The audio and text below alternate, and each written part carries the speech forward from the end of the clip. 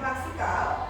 Bimbingan klasikal adalah program bimbingan dan konseling yang diberikan kepada sekelompok peserta didik secara bersama-sama di ruang kelas.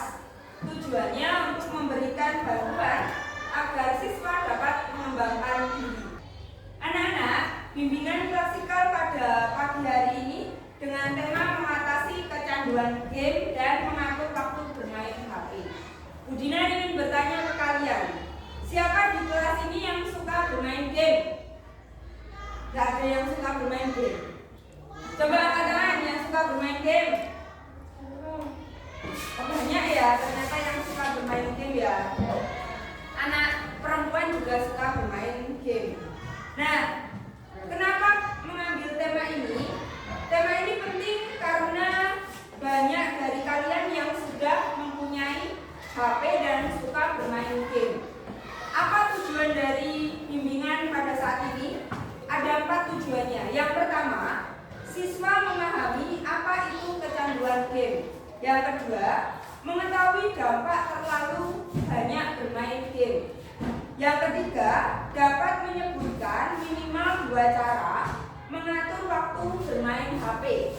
Dan yang keempat adalah termotivasi menyeimbangkan belajar dan bermain.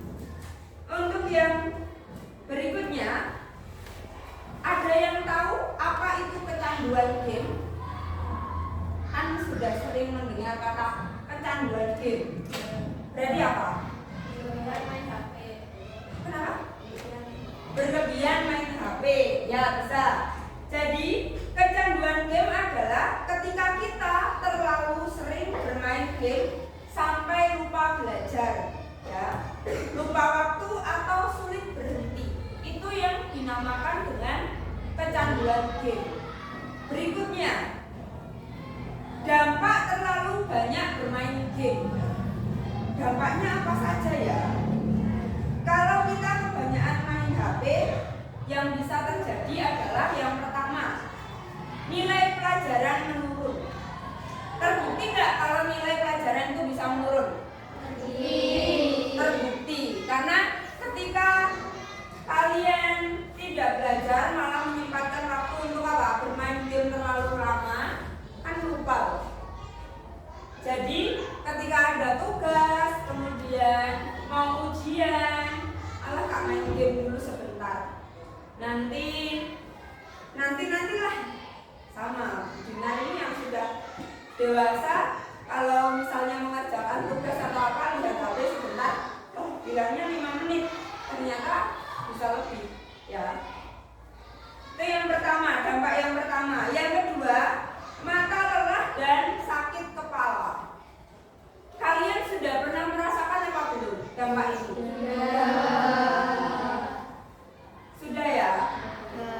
Kalau terlalu sering bermain HP bisa membuat mata lelah ataupun juga kepalanya pusing, ya. Kadang kan kita kalau bermain HP atau main game itu sambil apa? Sambil tiduran, rebahan.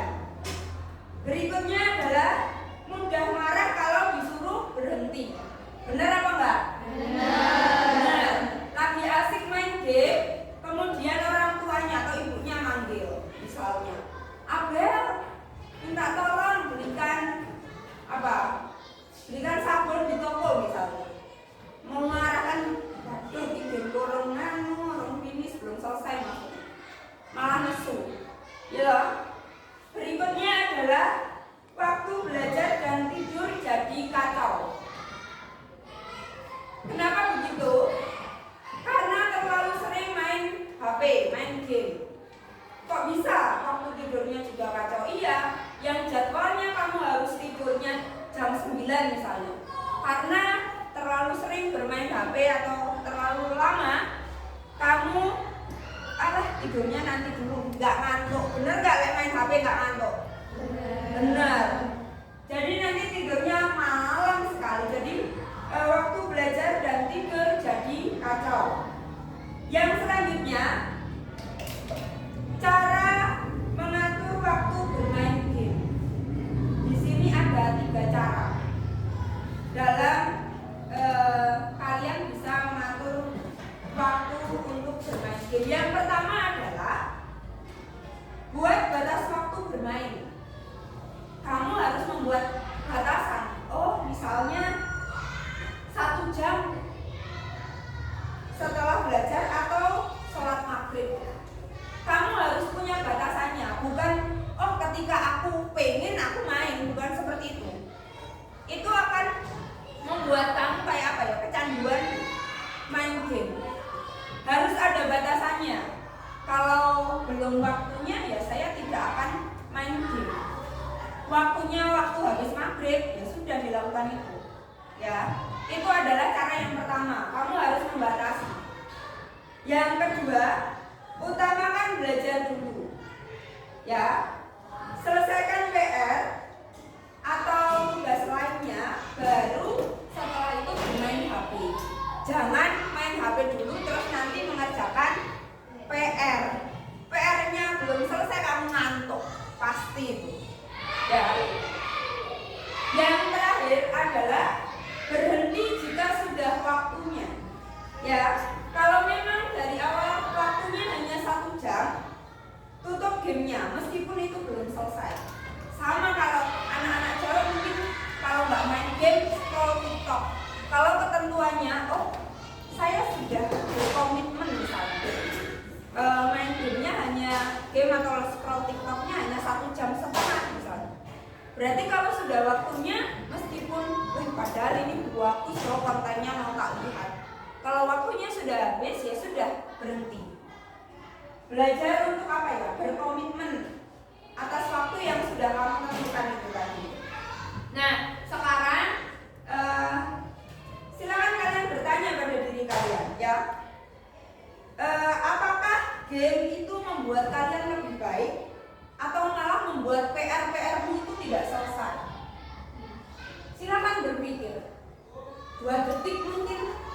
Apakah game atau ketika kamu scroll TikTok itu bermanfaat gak sih buat hidupku? Apa aku paling pintar ketika aku main game? Atau ketika kalian misalnya scroll TikTok dapat informasi banyak, PR ku langsung mati misal. Berpikir seperti itu. Kembali lagi, apa yang kamu lakukan, kamu mikir, ya bermanfaat nggak buat saya? Gitu, ya. Anak-anak, bermain game itu boleh, asalkan tidak berlebihan, ya. Boleh saja, asalkan kamu bisa mengatur waktumu dengan baik. Kemudian kamu harus ingat kalau masa depanmu itu masih panjang dan masa depanmu itu lebih penting daripada kamu bermain game.